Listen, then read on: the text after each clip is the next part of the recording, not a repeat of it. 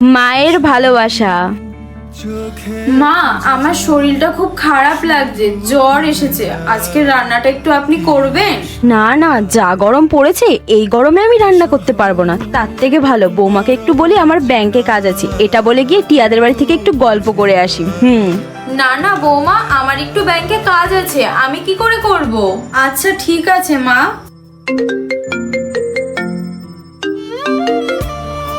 হ্যাঁ মা, বলো কি করছিস মা? এই তো মা, রান্না করে এলাম, জামা কাপড় গোছাচ্ছি। খেয়েছিস দুপুরে?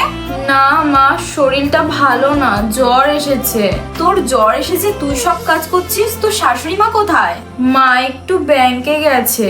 আচ্ছা তুই সব কাজ রাখ, একটু রেস্ট নে, আমি আসছি এক্ষুনি। যতদিন না তুই সুস্থ হবি আমি বাড়ির সব কাজ করে দেব।